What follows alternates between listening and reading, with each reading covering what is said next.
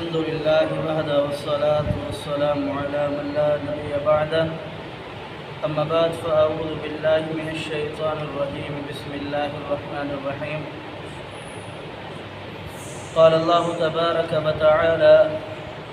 قل أرأيتم إن أتاكم عذاب الله بغتة أو جهرة هل يهلك إلا القوم الظالمون۔ قل اے پیغمبر کہہ دیجئے ارأیتم کیا دیکھا ہے تم نے، ان اتاکم اگر آئے تمہارے پاس عذاب اللہ اللہ کا عذاب بغتتاً اچانک، او جہرتاً یا کھلم کھلا، هل یہلک الا القوم الظالمون ظالم قوم کے علاوہ کون ہلاک کیا جائے گا۔ گزشتہ آیات میں آپ نے سماعت فرمایا کہ اللہ رب العالمین نے کافروں سے کہا کہ اگر اللہ رب العالمین آپ کی سماعت اور بصارت اور دل کی صلاحیت جو ہے اسے چھین لے تو پھر تم کس کے پاس جاؤ گے؟ جن کی تم عبادت کرتے ہو اس کے پاس جاؤ گے؟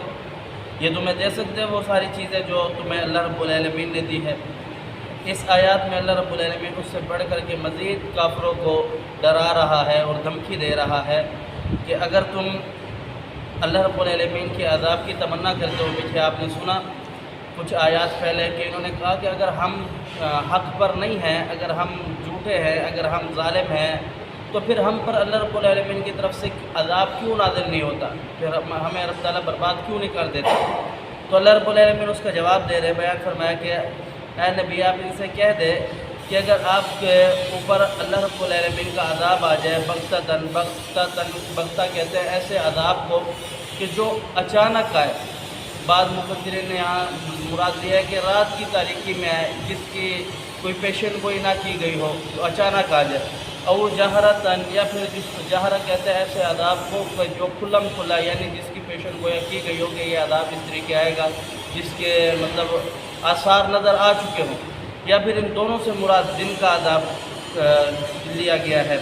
اللہ رب العالمین بیان فرماتا ہے کہ ایسا عذاب آ جائے کہ جو یا رات کی تاریکی میں آ جائے، اچانک آ جائے، تم بے خبر ہو، یا پھر دن کے اجالے کے اندر ہے جسے تمہیں معلوم ہو، تو اللہ رب العالمین بیان فرماتا ہے کہ اس عذاب کے اندر ظالم قوم کے علاوہ اور کوئی ہلاک نہیں کیا جائے گا۔ اس کی مثال ہمیں